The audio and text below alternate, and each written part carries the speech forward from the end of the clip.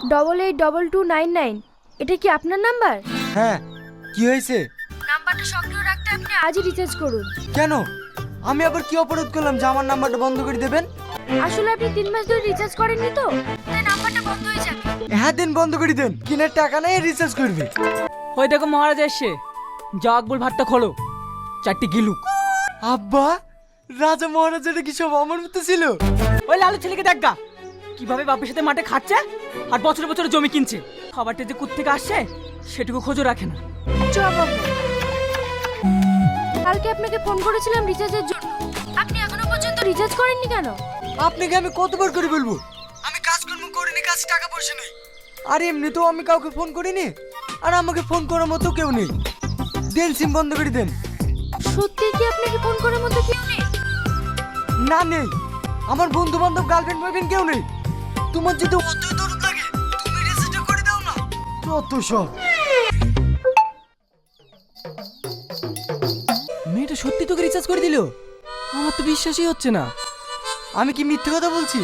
তোরা তুই নিজের চোখে দেখলি। আমার মনে হয় মেয়েটা তোর সাথে প্রেম করার ইচ্ছা আছে, জানিস? তা নাহলে রিচার্জ করে দেবে কেন? ম্যাডাম, আপনাকে অনেক অনেক ধন্যবাদ রিসার্চটা করে দেওয়ার জন্য। একটা কথা মনে রাখবেন, যখন আপনার কাছে টাকা থাকবে তখন সবাই আপনার কাছে থাকবে। উপার্জন করা শিখুন।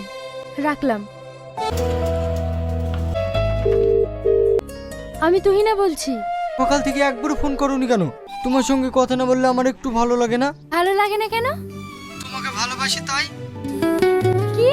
তুই না, এটা কি প্রেম করার জায়গা?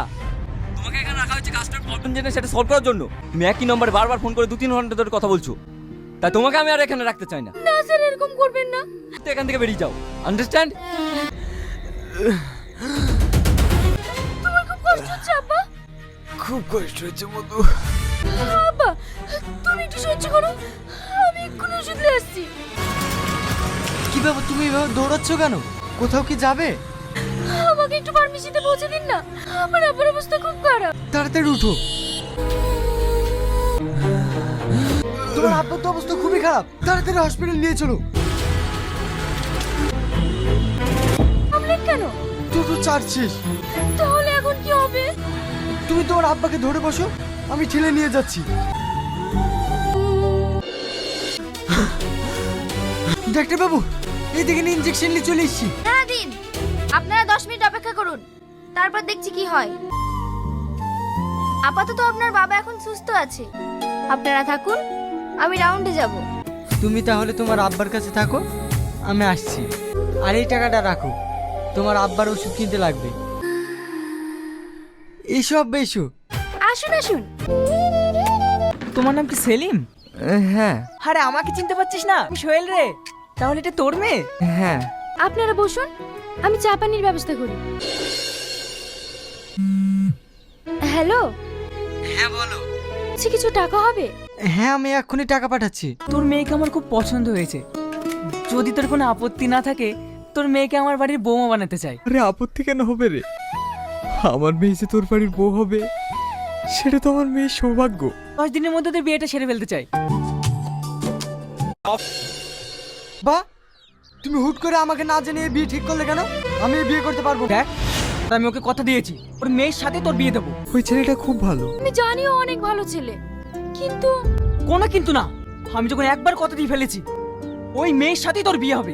ঠিক আছে, আমিও দেখছি মেয়ের সঙ্গে আবার কি করে বিয়ে দাও। অন্য একটা ছেলের সঙ্গে আমার বিয়ে ঠিক করেছে। আমারও তো সেই একই কেস। আমার আব্বাও তো তার বন্ধুর মেয়ের সঙ্গে আমার বিয়ে ঠিক করেছে। তাহলে এখন কি হবে? চলো আজকে আমার এই রেজিস্ট্রি বিয়েটা করে ফেলি। আমাদের আর অন্য জায়গায় বিয়ে দিতে পারছি না। কিন্তু আমি বহরমপুর রেজিস্ট্রি অফিসের সামনে দাঁড়িয়ে থাকবো, তুমি বিকাল 4টের সময় চলে আসবা। ঠিক আছে। কি ব্যাপার, আপনি বাইরে দাঁড়িয়ে আছেন কেন? আপনার বাবা মাও তো এসেছে, ভিতরে আসুন। বোমা কি জন্য এসছি?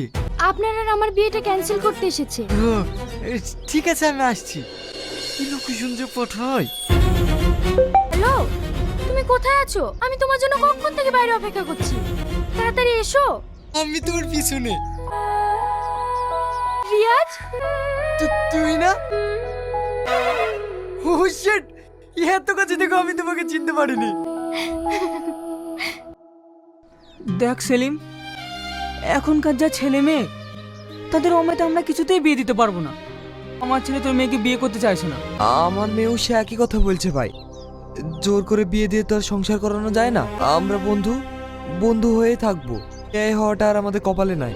আচ্ছা আব্বা, আমি রিয়াজকেই বিয়ে করব। হ্যাঁ আব্বা, আমি তুহিনাকেই বিয়ে করব। তুই যে বললি একটা মেয়েকে ভালোবাসিস, তাকে ছাড়া তুই অন্য কাউকে বিয়েই করবি না। আব্বা, আমি ফোনে যে মেয়েটির সঙ্গে প্রেম করতাম এই তো সে মেয়ে। এসব তুই কি বলছিস? তোর কথা শুনে তো আমার মাথা ব্যথা গুলিয়ে যাচ্ছে। থাক, তোমাকে আর মাথা গোলাতে হবে না। আজকাল ফোনের যুগ, কখন কি যে করবে ও তোমার মাথায় নেবে না। আর তাছাড়া ছেলে মেয়ে যখন রাজি হয়ে গেছে, কালকেই ওদের বিয়ে দিয়ে দেবো।